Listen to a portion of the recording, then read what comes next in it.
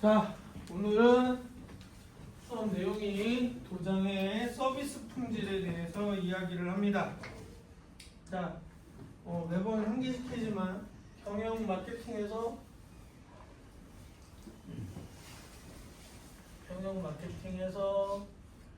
기본적으로 다루는 이론들을 보면 경영의 기능이라고 있고, 경영의 기능. 그 다음에 마케팅 믹스. 그 다음이 오늘 배우는 서비스 품질. 가장 대표적인 거 요거 세 가지. 가장 대표적인 거. 그리고 내가 지난 시간에 거기서 요것들을 하기 위해서 STP 전략이라는 거 수업했을 거지. 자, 그래서 요 순서대로 이루어지는데 오늘은 이제 그래서 경영 마케팅 이론의 가장 대표적인 거 마지막 단계 서비스 품질. 자, 특히 서비스업에서 태권도 도장도 결국에는 교육 서비스예요. 사람 대 사람이 만나서 사람이 결국에 만들어내는 무형의 것에 대하여서 소비자가 느끼는 감정, 경험 등등을 우리가 도구화시켜서 이걸 어느 정도로 느끼는지, 그래서 이게 우리가 잘하고 있는지 못하고 있는지를 판단하는 게 서비스 품질이라고 볼 수 있습니다. 그래서 오늘은 이 서비스 품질의 개념하고 도장 경영에서 어떻게 활용되고 있는지에 대해서 한번 얘기를 해볼까 합니다. 자, 우선은 기본적으로 이러한 내용들이 계속해서 우리가 수업이 이루어지는 이유는 당연히 스포츠 산업이라는 것이 과거에는 그냥 단순하게 체육이 교육의 한 수단, 그리고 취미생활에서 벗어나지 못하던 한계가 있었어요. 그런데 이것이 관련 직종이나 전공자들이 늘어나면서 분명히 경제적 활동을 할 수 있는 생산의 한 분야가 되었고 콘텐츠가 되었고, 그래서 이런 변화에 따르면 분명히 스포츠, 그리고 그 중에서도 태권도는 판매되어야 되는, 유통되어야 되는 생산품으로 충분한 가치를 가진다. 그래서 이런 것들을 기준으로 오늘은 서비스 품질에 대해서 한번 얘기를 할까 합니다. 우선 서비스라는 것은 무엇이냐? 자, 기본적으로 여러분들이 고등학교 때, 중학교 때 많이 배웠어요. 유형의 제품, 재화라하고 무형의 제품은 서비스 또는 용역이라 부르는데, 무형의 것, 판매되는 것 중에 무형의 것을 우리가 서비스라는데, 이 서비스는 첫 번째, 먼저 단어에도 있었지만 무형성, 눈에 보이지 않는다. 그러니까 만질 수 없는 제품이다라는 거. 만질 수 없는 제품이다라는 거. 그 다음에 비분리성, 이질성, 소멸성 등이 있는데 이건 뭐냐? 자, 서비스 제공자와 수련생 간 상호작용이 동시에. 자, 유형의 제품, 우리가 눈에 보이는 걸, 손에 만져지는 걸 사서 집에 가서 나 혼자 쓴단 말이에요. 근데 생산과 소비가 동시에 일어나요. 사범님이 가르칠 때 생산되고 있는데 그걸 그 순간 배우면서 소비를 바로 일으키죠. 그래서 생산과 소비와 공급과 수요가 동시에 일어나는 게 바로 서비스의 특징이에요. 그래서 그걸 뭐라고 한다? 비분리성이라 한다. 자, 이 비분리성이 중요시되는 이유는 서비스업 계열에서는 그래서 그 당장 그 순간에 빠르게 대응하지 못하면 바로 만족도가 떨어지고, 그 만족도가 떨어진 만큼 차후에 재이용이나 재구매를 보장할 수 없다라는 거야. 그래서 서비스업이 이런 특징을 가지고 있기 때문에 서비스 품질에 대해서 잘 대응하려고 하는 측정 도구가 오늘 배우려는 개념들입니다. 우선 여기는 서비스의 정의나 개념을 얘기하는 거고, 그래서 이걸 소비자가 어떻게 판단하는지에 대한 것이 서비스 품질이에요. 그래서 우선은 서비스의 개념부터, 그래서 비분리성, 이질성, 같은 수업이라도 제공자와 수련생에 따라 다른 경험이 될 수 있다. 지금 이 강의도 마찬가지야. 내가 교육 서비스를 하고 있는 거잖아요. 근데 내 수업을 들으면서 어떤 학생은 마음에 안 들 수 있고 어떤 학생은 마음에 들어 할 수도 있어. 수요자의 경험이나 판단에 따라 이질성이 있다는 거. 똑같은 걸 전해줄 수 없다는 거야. 아무리 내가 똑같이 수업을 하고 있어도 수요가 되는, 소비자가 되는 받는 사람 입장에서 완전히 다르게 느낄 수 있고 그 차이가 현저히 크게 나타날 수 있다는 거. 그거는 문제는 이걸 공급자가 매우 타이트하게 컨트롤할 수 없다라는 문제도 있어요. 개인의 감정과 태도가 반영되기 때문에 수요자의. 그래서 이것까지도 신경을 써야 된다는 거.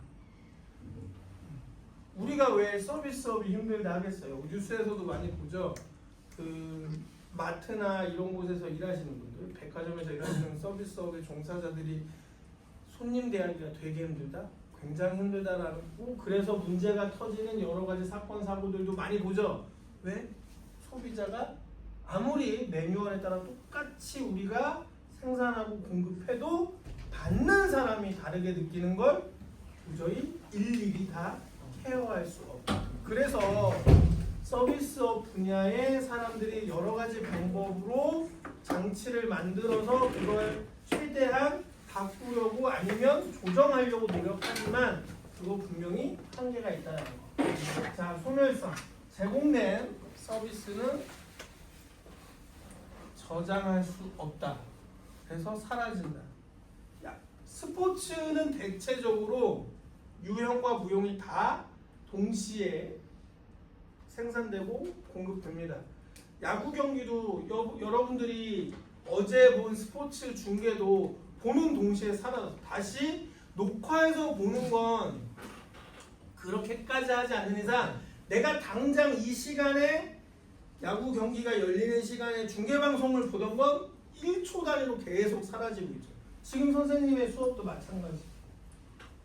내가 지금 여기서 말하는 건 0.1초 단위로 계속 사라지고 있어. 동시에.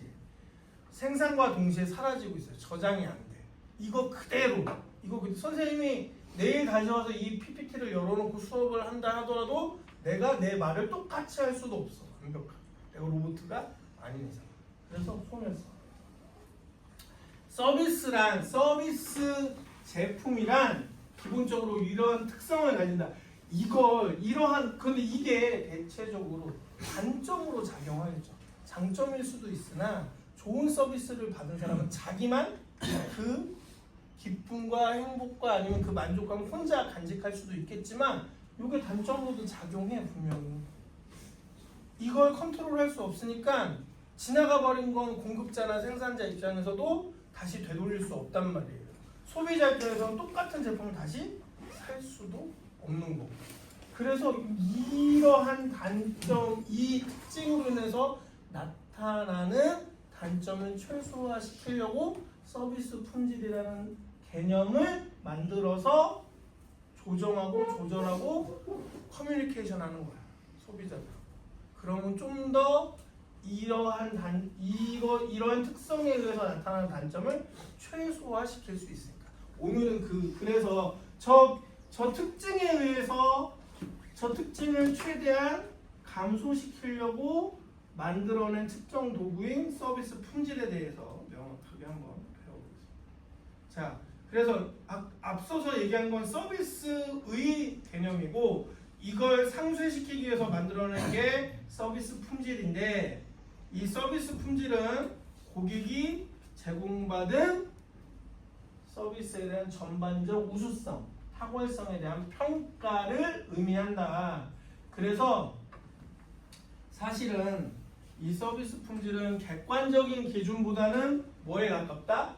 주관적 인식과 기대 정도에 따라서 차이가 또 발생한다.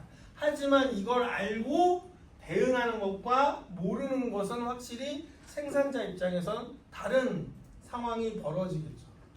소비자가 뭘 생각하던 말던 나는 상관없어. 내가 하고 싶은 건 할 거야. 그럼 손님 떨어지는 거지. 그런데 내가 서비스한 거에 대해서 소비자들의 고객의 반응을 어느 정도 이해하고 그것을 어떻게 해서든지 다시 향상시키려고 노력한다면 조금 더 좋은 상황을 만들 수 있겠죠.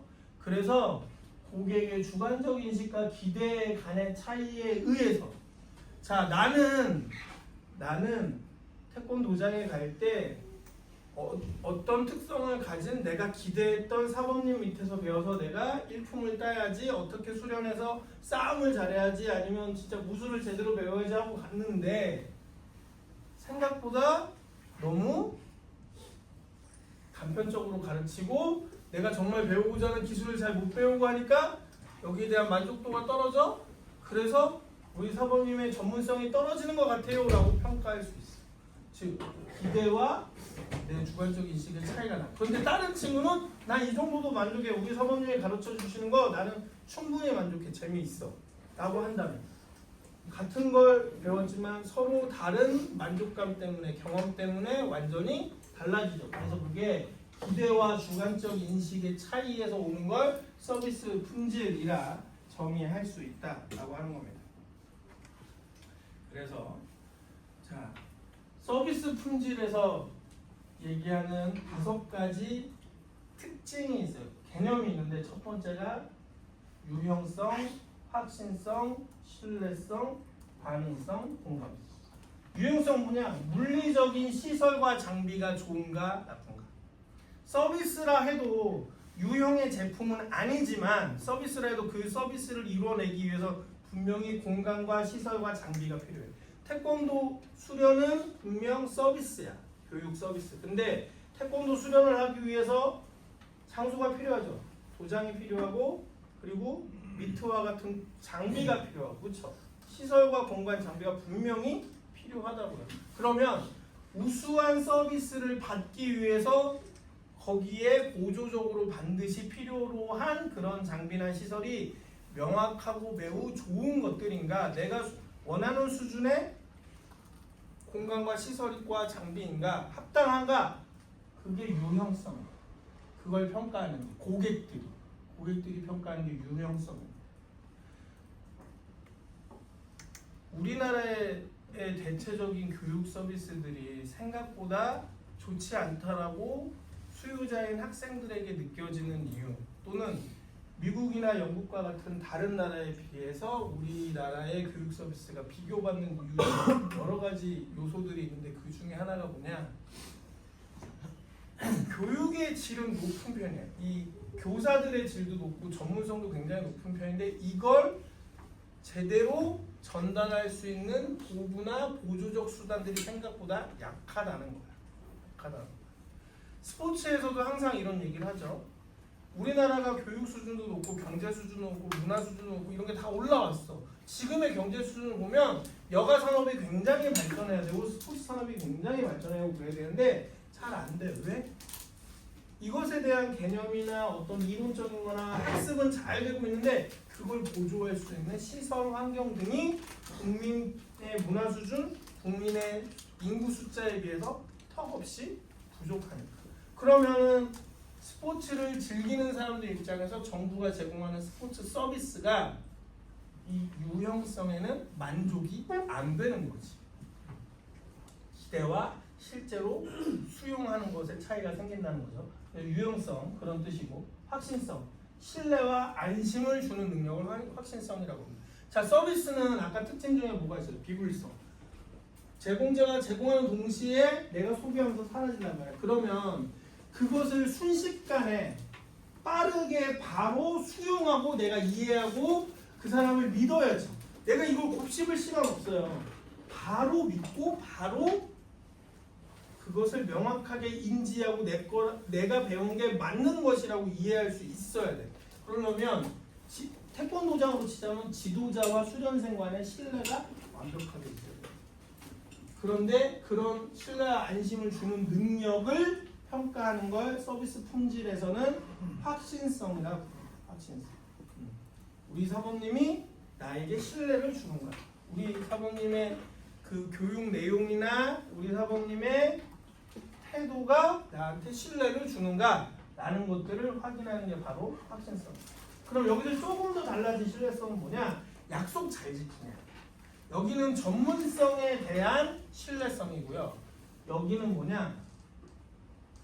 우리 사부님이 거짓말 안 하고 도덕적으로 윤리적으로 약속 잘 지키고 고객이 나한테 잘 대해주느냐. 그 신뢰성을 얘기한다. 확신성하고 신뢰성은 조금 달라요. 개념이 조금 달라요. 약속된 서비스에 대한 정확한 수행 능력을 신뢰성이라고, 확신성은 신뢰와 안심을 주는 감정적 태도에 대한 반응성, 신속한 서비스 제공지. 내가 뭘 요구했으면 그걸 바로바로 대응해 주는 거야. 바로바로. 내가 요구한 거에 대한 바로바로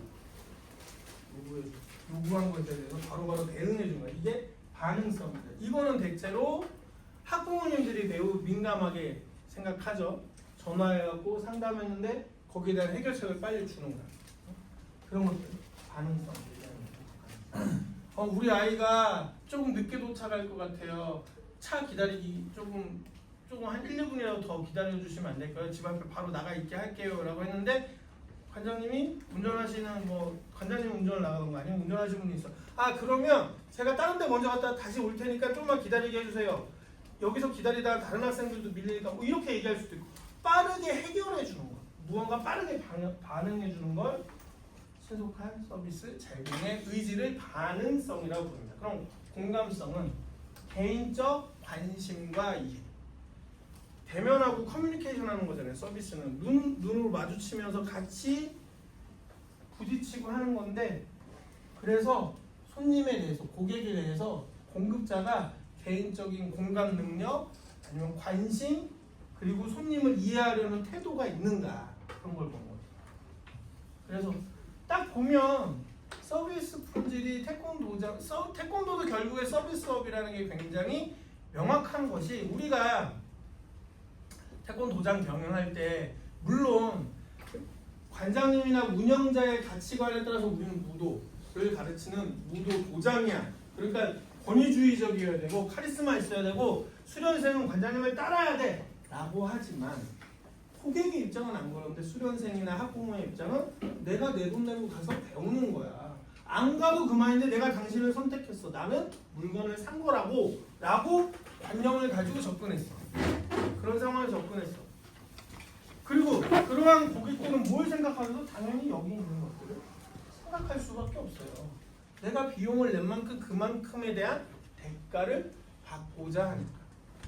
고객들도 손님들도 알고 있어. 서비스업은 눈에 보이는 물건을 내가 소유하는 게 아니야. 지나가죠. 아까 서비스의 개념에서 비분리성이나 이질성이나 소밀성을 얘기했듯이 그냥 지나간단 말이야. 내가 소유할 수 없기 때문에 그 순간순간에 손님도 판매자를 통제하려고 그래. 그건 기본적인 욕구야.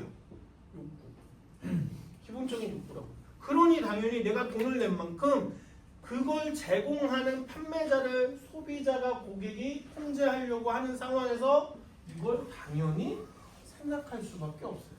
평가해야 되니까. 이게 정말 좋은 서비스인지 아닌지 평가하려면 손님의 입장에서 이 5가지를 생각할 수밖에 없어요.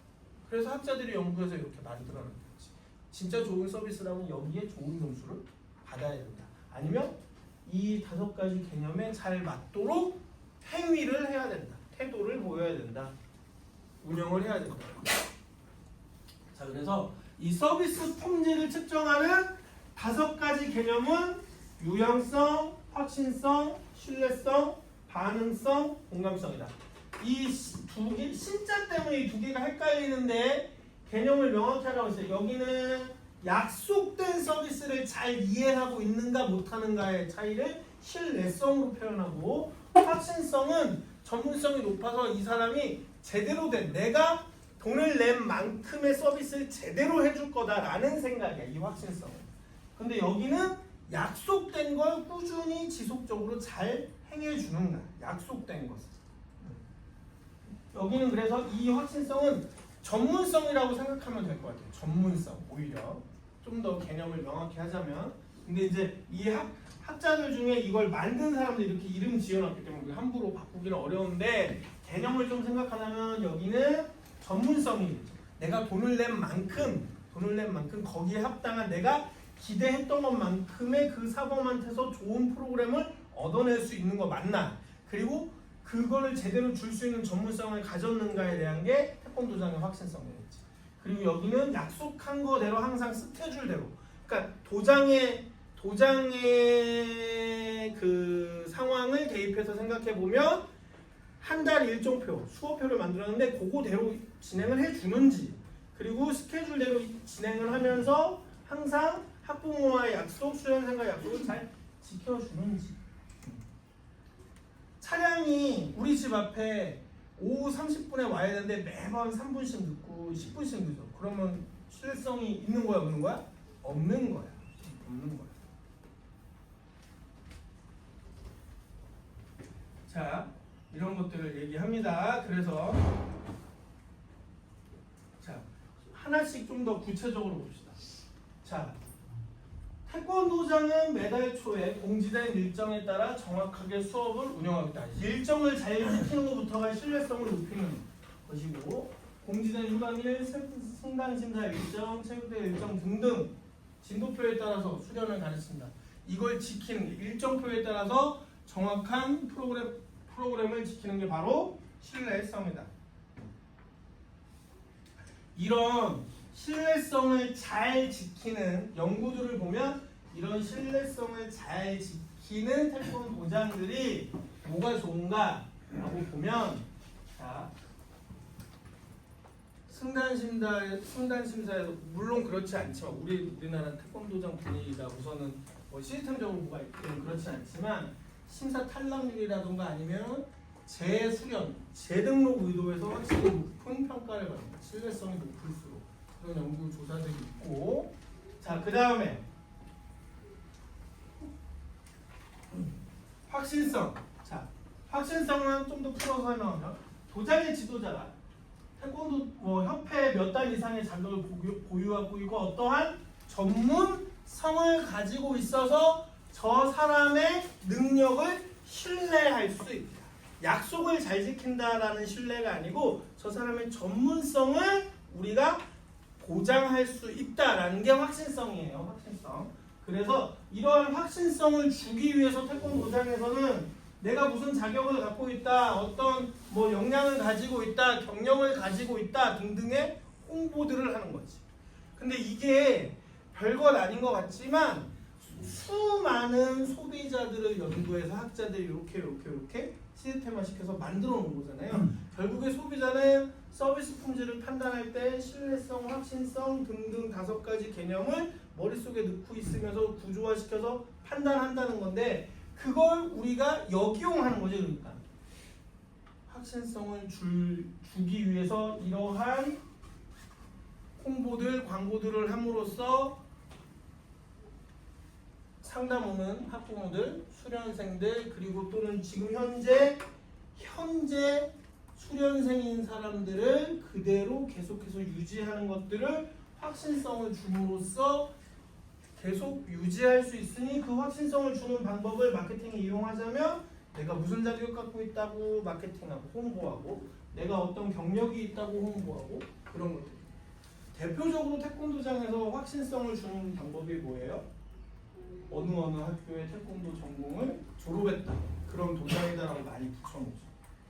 그게 대표적으로 일반적인 소비자들은 정보가 많지 않아. 요즘이야 SNS도 할 수 있고 인터넷도 하고 뭐 많이 있으나, 선생님 학교 다닐 때 이제 여러분들 나이 때 한참 막 커지는 단계였어요. 태권도장들의 이 마케팅 방법들이 여러 가지로 퍼지는 단계였는데, 그 중에 제일 많이 썼던 게 뭐냐, 어느 학교 동문도장, 어느 학교 동문도장, 이게 기본이었어. 그게 왜? 이걸 주려고 한 거예요. 확신성. 나 능력 있는 사람이다, 그냥 믿고 와라, 확신해도 된다, 나는 믿음을 줄 수 있고 난 전문성은 확실한 사람이다라고 주는 거지. 그게 확신성. 자, 그 다음은 유형성. 아까 얘기했죠? 시설, 장비, 공간, 환경 등등을 얘기하는 도장은 뭐 요즘 도장들은 그래서 성인, 자, 우리가 항상 얘기하죠. 이제는 유소년 스포츠만으로는 유소년 수련생만으로는 점차 인구가 줄 수 있는 확률이 점점 높아지니까 이 많은 도장들이 대응하기 힘들어. 그럼 결국에 가장 좋은 방법은 가장 단편적으로 단기적으로 해결할 수 있는 방법은 잠재적인 수요를 늘리는 방법이야. 자, 잠재적 수요. 5살부터 12살까지의 인구가 주니까 잠재적 수요를 높이는 건 뭐야? 태권도를 흔하게 보편적으로 수련할 수 있는 연령대를 늘려놓으면 잠재적 수요가 늘어날 것이고 그 안에서 실제적 수요를 잡아내면 유지할 수 있다는 거죠. 그러면 그 상황에서 나이가 좀 더 많은 연령대, 나이가 좀 더 있는 연령대 아니면 성인들을 대상으로 할 때는 분명히 시설과 환경이 매우 중요합니다.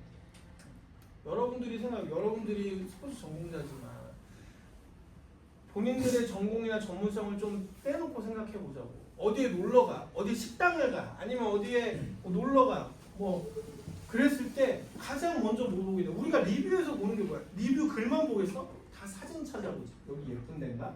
좋은 데인가? 시설은 최신식인가? 그거부터 보지 않아요? 같은 가격이라면 최신 시설 있는 곳, 좀 더 깔끔한 시설인 곳, 그런 것들을 먼저 택하게 되지. 우리가 소비자들이 자 연애라고 생각해 봅시다.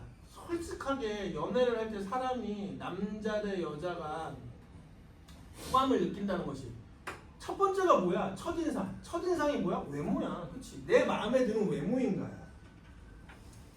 솔직하게 우리가 생각해보면 그러지 않겠어요?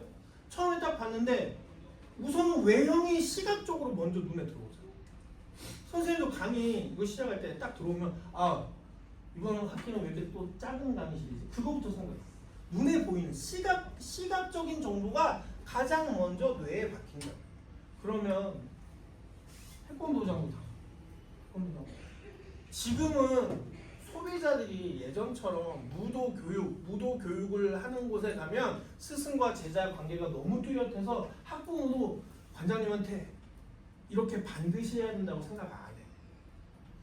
내가 돈 낸 만큼 내 아이한테 교육을 주기 위해서 내가 30만 원씩, 20만 원씩, 15만 원씩 내는데 내가 비용을 지불한 만큼 거기에 대한 대가를 받고 싶은 거지, 보상을 받고 싶은 거지.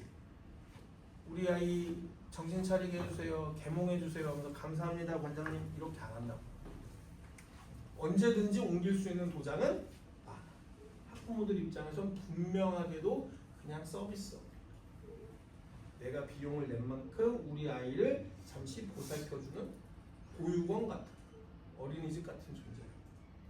물론 관장님의 스타일이나 교육 방식에 따라서 학부모들을 어떻게 따라오게 만드느냐에 따라서도 바뀔 수는 있으나 기본적으로 변하지 않아요. 기본적으로 서비스와 그래서 좀 더 미사용으로 붙여서 교육 서비스인이라고 하는 것까지 조금 더 확대하더라도 분명하게 학부모한테는 사설 교육 서비스업일 뿐이에요. 그런 면에서 예전과 다르게 태권도장들도 환경, 시설, 장비 등등에 신경을 쓸 수밖에 없어요. 그 와중에 여기 이제는 하나 더 붙여져요. 안전한 장비나 시설과 도구가 되어야 돼요. 조금 더 완충작용이 잘 되는 뭐 인테리어 해가지고 우리 아이가 안 다치. 예전에는 진짜 도장에서 다치는 일이 너무 많았어.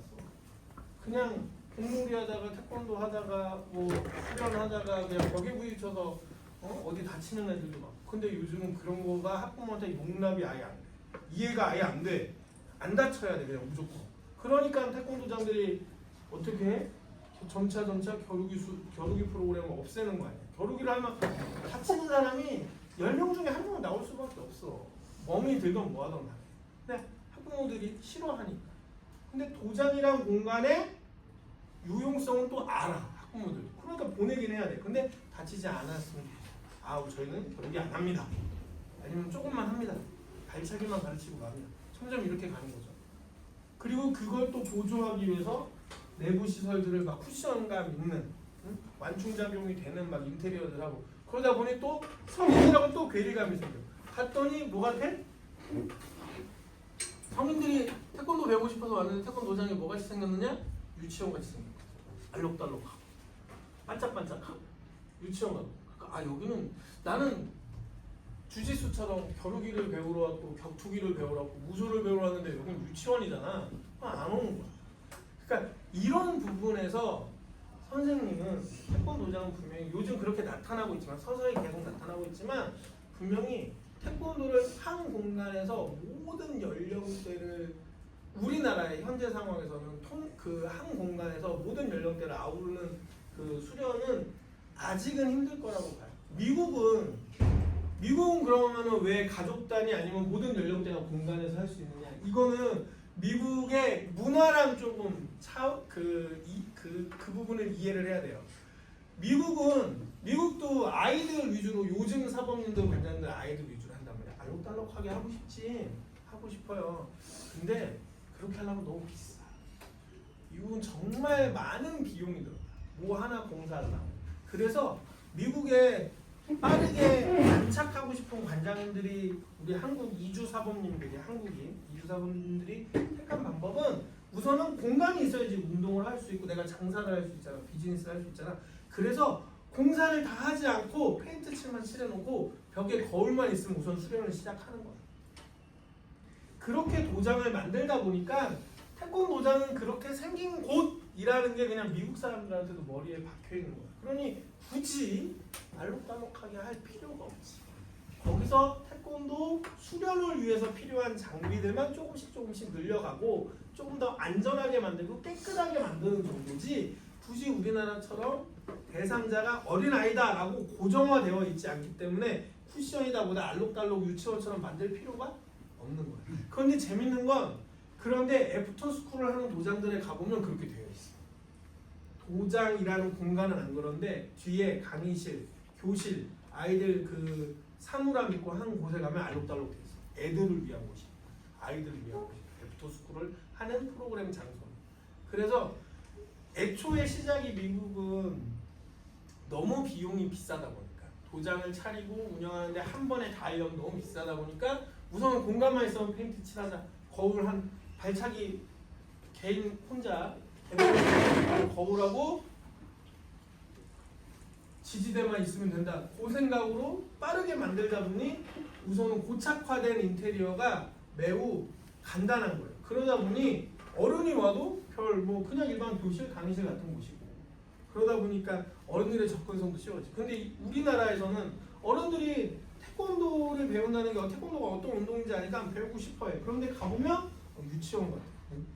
배우기가 조금 뭔가 기분이 이상한 거지. 그런 것 때문에도 그 시설에서 배우기 싫어하는 거지. 여러분들이 아까 얘기했지만 여러분들의 전공이나 전문성을 다 떼고 스포츠센터에 가서 웨이트 헬스 하려고 짐 등록한다고 생각해봐요. 여러분도 똑같잖아. 20만 원에도 10만 원에도 여기 기구가 더 좋은 거야. 인테리어가 좀 더 좋은 거야. 탈의실이 깨끗하게 되어 있는가, 뭐 샤워하기 편한가 다 보잖아. 똑같잖아. 그래서 우리가 이 서비스 품질의 개념을 생각했을 때 태권도장이 단기적으로 생각해야 될 거는 크게 선생님이 연구해본 바에 따르면 한 두 가지 정도예요. 첫 번째, 성인에게 맞는 프로그램을 만드는 건 맞아. 분명히 맞아. 근데 그게 그 기본 베이스를 만들어 놓고 그것을 프로그램화 시키는 건 이제 개별 도장 관장들이 알아서 업그레이드 할 수 있게 해줘야 되고요. 프로그램을 좀 더 격투기스럽게 아니면 무술스럽게 좀 더 바꿔야 되는 건 맞는 것 같고요. 그 다음 두 번째가 장소예요. 시설, 환경. 눈에 보이는 것들이 너무 쉽게 얘기해서 아동틱하게 하지 않는 거. 그래서 요즘에 패밀리반이나 성인 태권도까지 하는 도장들 가보면 일반적인 도장처럼 그 파스텔 톤의 연두색, 분홍색, 노란색 잘 안 쓰죠. 실제로 성인 태권도 하는 도장들 가보면 미국 도장처럼 하얀색, 파란색의 단색으로 하던가 아니면 목재를 이용해서 진짜 뭐 옛날 전통적인 무술 도장처럼 목재로 인테리어 하던가 그런 식으로 바꿔놓죠. 왜? 어른들이 싫어하니까 성인들이 그런 거에 대한 반감이 있으니까 분명히 반응이 안 좋으니까. 그래서 분명하게도 유형성도 매우 중요한 서비스 품질 요인이다. 공감성. 자, 모든 신규회의 공감성의 사례를 한번 풀어서 설명해드릴게요. 모든 신규회의 1대1 오리엔테이션을 진행하면서 수련생 한 명 한 명 특성과 성격에 맞추어서 맞춤형 프로그램 제공. 아니면은 프로그램 자체가 맞춤형은 아니지만 그 회원 한 명 한 명, 수련생 한 명 한 명의 특성을 알아서 그때그때 잘 대응해주고 커뮤니케이션 해주는 거죠. 그러니까 사범님들, 관장님들이 꼬박꼬박 일주일에 한 번씩 학부모들한테 전화해서 요즘 수련 기록을 보니까 철수가 어때요? 민희가 어때요? 라고 하면서 학부모랑 얘기하고, 그리고 학부모는 또 요즘에 우리 아이가 집에서 말을 안 듣고 어쩌는데 관장님 잘 좀 가르쳐주세요. 좀 교육 좀 시켜주세요. 혼내셔도 됩니다. 때리셔도 됩니다. 다치지만 않게 해주세요. 제가 다 참을 수 있어요. 학부모님도 그렇게 하시는 분들 있고, 실제로. 그런 것들을 이해해주고 그걸 이용하는 것이 공감성. 이거 그냥 단순하게 이렇게 평가받고 내가 평가 점수를 잘 받아야지 도장을 잘하는 거야가 아니고, 이런 개념을 알면 이걸 이용할 수 있겠죠. 분명히 이용할 수 있겠죠. 소비자들, 수련생들, 학부모들이 장비나 시설 공간에 반응하니까 거기에 맞추어서 인테리어를 하고, 또 이런 공감성에 반응하니까 상담 프로그램도 만들어서 하고, 선생님도 요즘에 계속해서 주변에서 또 그거 알아요? 비즈니스라는 게 되게 재밌어요. 선생님이 경영학을 하지만 지금 요즘에 인구가 준다, 경기가 안 좋다, 뭐 경제가 안 좋다 그래서 도장들이 되게 안 되고 있잖아요. 근데 이 와중에 이걸 기회 삼아서 지금 다른 도장들이 망하고 있을 때 나는 살아남으면 나는 또 새로운 기회다라고 생각해서 사업을 넓히려는 사람들이 되게 많아요. 사업을 넓히려는 사람들이 많은데 그 와중에 선생님한테 컨설팅 상담 오는 분들이 있어요. 막 연락 와서 뭐 요즘 이 시국에 도장을 크게 하려면, 사업을 크게 하려면 어떻게 하는 게 좋을까? 그러면서 얘기 나누는 게 뭐냐? 자, 우리가 그동안에 다른 종목이나 다른 학원들에 비해서 월등하게 좋았던 건 뭐예요? 많은 시간을 도장에서 저렴하게 보낼 수 있다는 거. 그렇지?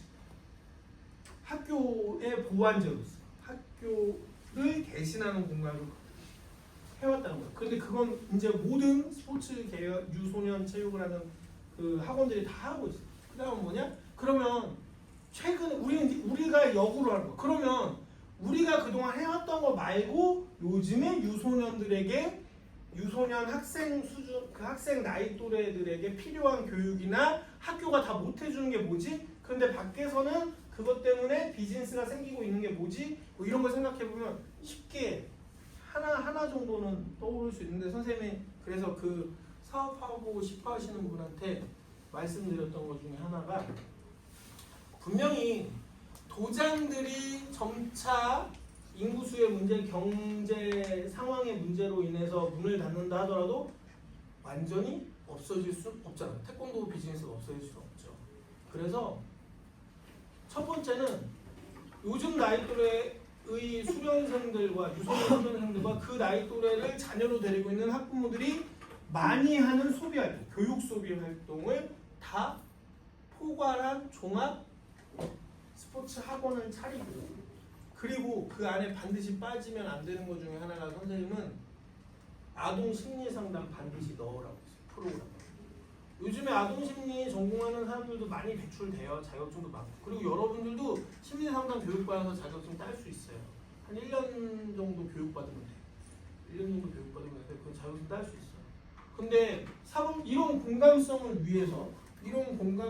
위해서 단순하게 그냥 학부모가 전화가 왔을 때 이해합니다. 그냥 그렇게 받아주는 것보다 더 적극적으로 상담도 하고 아이들한테 심리적인 도움도 줄 수 있다면 다른 도장에 비해서 훨씬 더 좋은 혜택을 주는 거니까 이점을 살릴 수 있겠죠. 그래서 선생님 요즘에 이런 거 상담 보시는, 비즈니스 하려고 준비하시는 분들 중에 요즘에 체육 전공자 중에 스포츠 심리 상담 전공한 친구들, 아니면 그걸 배우고 있는 친구들 많으니까 자격증 딴 사람들 시간제로 고용해서 상담 프로그램도 넣어놔라. 예능 프로그램이라고 해야 되나? 우리 교양 프로그램이라고 해야 되나? 방송국 프로그램에도 금쪽이 같은 거 유행하잖아. 그죠? 학부모들이 필요로 한다는 거야. 근데 아직 그런 걸 할 수 있는 직접적인 전문성을 가진 사람이 많지 않아. 근데 그걸 또 완벽하게 전문적으로 하는 사람들은 비용 차이가 너무 세. 근데 그걸 원하는, 그런 서비스를 원하는 학부모들은 나이, 경제 수준, 교육 수준을 막론하고 많다고, 학부모들.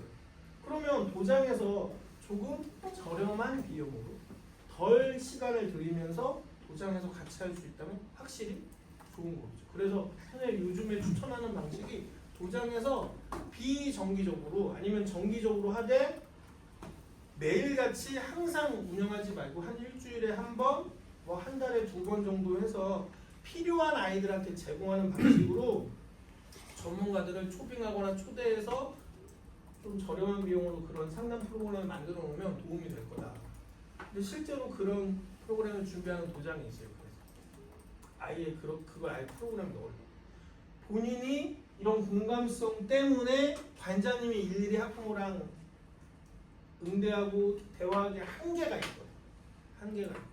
그러면 그걸 전문적으로 할 수 있는 사람을 데려다가 좀 더 보완한다면 훨씬 더 좋은 효과적인 방법이 되겠죠. 그래서 공감성은 이렇게 설명할 수 있다. 반응성.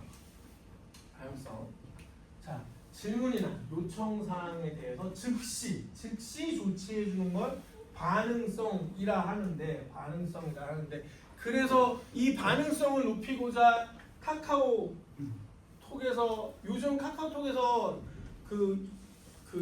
비즈니스 하시는 분들이 이용하는 여러 가지 어플 또 이게 확장 기능들이 있어서 바로바로 학부모들하고 1대1 채팅도 그냥 일반 카카오톡이 아니고 카카오에서 운영하는 어플을 가지고 바로바로 대응하고 출석 체크도 하고 그리고 출석하고 나서 딱 끝나고 가면 집으로 출발하면 학부모들한테 문자 자동으로 하고 다 할 수 있어요.